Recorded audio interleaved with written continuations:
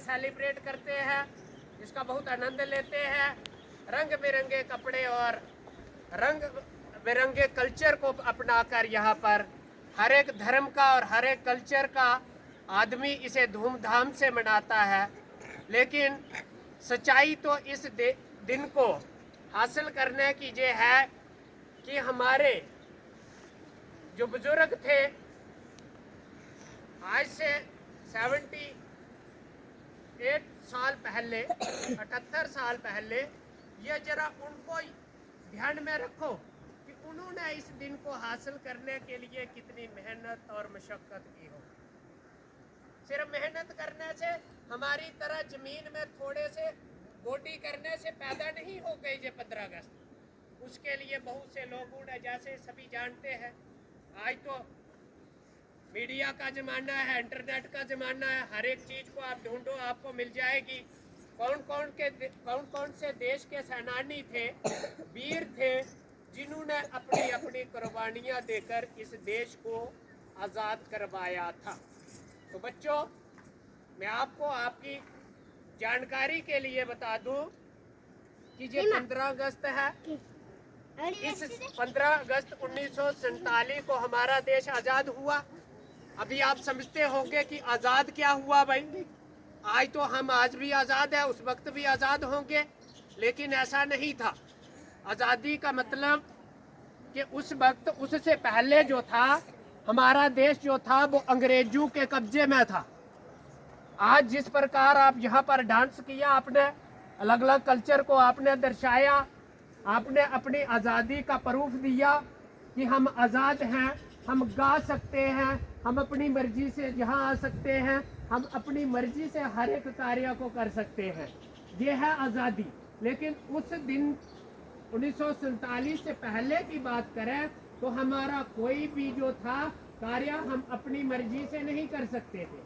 जो वो कहते वही कर सकते थे, अन्यथा हम अपनी मर्जी से कुछ नहीं कर सकते थे। और हम पर अनेक प्रकार के अत्याचार वो लोग करते थे, अंग्रेज लोग, जिन्होंने उन लोगों पर अत्याचार उन अंग्रेजों ने किया, उन लोगों को ना सहन हुआ और लास्ट में उन्होंने इतनी लड़ाई लड़ी, इतनी मेहनत की कि इन्होंने उनके खिलाफ आंदोलन किए, कि इन्होंने अपनी जान की बाजी तक लगा दी।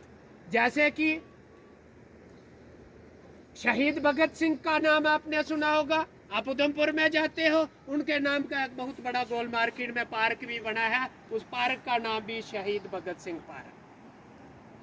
तो भगत सिंह जी को सिर्फ 21 साल की उम्र थी कि जब उन्हें फांसी के फंदे पर उन लोगों ने लटकाया। जरा याद करो 21 साल का बच्चा कितना होता, और उसको फांसी के तख्ते पर चढ़ाया कि चल तुझे फांसी चढ़ा देते हैं। हमारे देश में आज तक बहुत कम फांसियां होती हैं। बहुत बड़ा गुनाह किया हो, लेकिन उसने गुनाह इतना ही किया था कि हम क्या चाहते हैं, आज़ादी। सिर्फ आज़ादी के एक शब्द के लिए कि हम आज़ादी चाहते हैं, आप हम पर अत्याचार करते हैं, उन अत्याचारों से हम छुटकारा चाहते हैं। और उसके लिए अनेक इस प्रकार के जो वीर सेनानी थे, जिन्होंने अपने जानों की कुर्बानी की।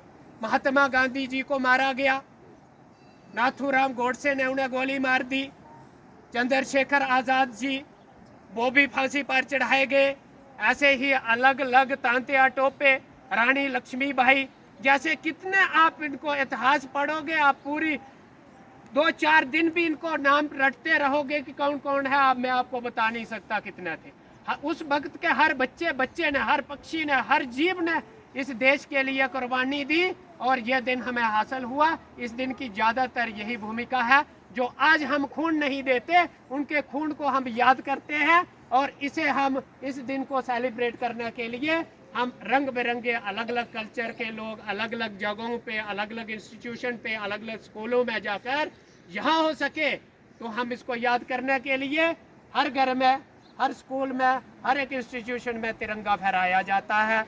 तो मैं सभी से यही गुजारिश करूँगा, अभी मैं तो अनुरोध ये है, यहाँ पर जितने भी पेरेंट्स भी आए हैं, भाई बहन भी है, तो मैं कहूँगा कि ये बच्चे आपके हैं, हमारे हैं, और जिनके नहीं भी है वो भी आए हैं। ये बच्चे हमारे सभी के हैं, और देश का भविष्य जो है ये बच्चे, इन बच्चों पे है। आज हम यहाँ पर उपस्थित हैं, हम कोई कार्य आरंभ करते हैं, जैसे कि हमने इस बार 15 अगस्त जो है स्कूल में शुरुआत की इसकी, तो मैं कहूँगा कि आपके सहयोग से इन बच्चों को हमने ऐसे बनाना है। आप कहेंगे कि एक टीचर ही इनको सब कुछ दे सकता है, इनको उच्च लेवल तक पहुंचा सकता है, नहीं।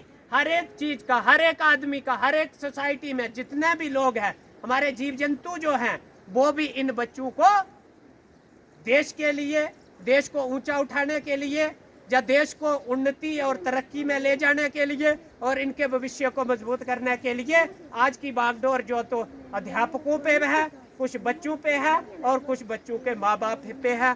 अगर हम सभी मिलजुल कर इस काम को करेंगे तो ये बच्चे हमारे देश को, हमारे गांव को मजबूत करेंगे, जिससे हमारा देश, गांव मजबूत होगा तो हमारा देश मजबूत होगा।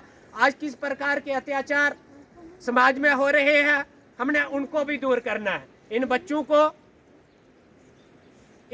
को आपने घर में भी शिक्षा देनी है, सिर्फ हमारी शिक्षा देने से नहीं हो सकता।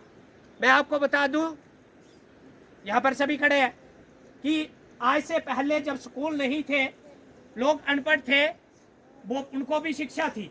शायद मैं समझता हूँ कि आज के पढ़े लिखे बच्चों से उनको अधिक शिक्षा है, अधिक अच्छे संस्कार है, उनको हर एक चीज का ज्यादा नॉलेज है। कहाँ से आया वो, उनके पास कहाँ से आया? क्योंकि वो बैठे, उनके माता पिता थे, उनके बुजुर्ग थे, दादा दादी थे, समाज था उनके साथ, गांव था, बैठते थे, चार लोगों के बीच बैठते थे और अच्छी बातें एक दूसरे को बताते थे। वही उनकी शिक्षा थी, वही उनका टीचर था, वही उनका गुरु था। और अगर उन्होंने अच्छा टाइम पास किया, अच्छी देश को यहाँ तक पहुँचाया, तो आज की जो हमारी आने वाली पीढ़ी है वो तो हरी भरी रंग बिरंगी पीढ़ी है। इस पीढ़ी को हमारा कर्तव्य है, इसको आगे हमने ले जाना है।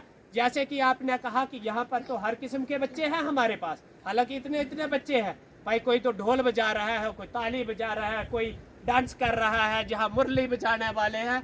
तो ये हमने नहीं, थोड़ी हमने मेहनत की, थोड़ी आपके माँ बाप, इनके घर वालों ने की, थोड़ी इन बच्चों ने की, और ये देश का भविष्य है, इन्होंने ही सब कुछ करना है। इनमें अगर क्वालिटी हमने डालनी है, ये आपका भी है। और एजुकेशन पे मैं आपको कहूँगा कि दोबारा हम आपसे मिलेंगे, अगली 15 अगस्त को, 26 जनवरी को मिलेंगे, फिर 15 अगस्त को मिलेंगे।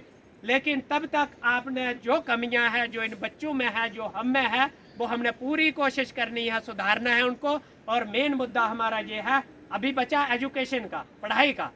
तो जब तक आप कहेंगे कि टीचर ने पढ़ाया, टीचर पढ़ाएगा, उसी का है काम, तो हमसे संभव नहीं है, हम पूरा नहीं कर सकते हैं। जब तक इनको घर में नहीं टोका जाएगा, रोका जाएगा, इन पर फोकस डाला जाएगा, इन पे भी फोकस डालना है, आपने भी देखना है। और कुछ हम पर प्रेशर डालो कि यहाँ कमियां होगी, हम उन कमियों को आपस में डिस्कस करेंगे और उनको जैसे हो सकेगा हम इसको उबारेंगे। और इसी के साथ अभी हमने फ्लैग को अनहोस्ट भी करना है।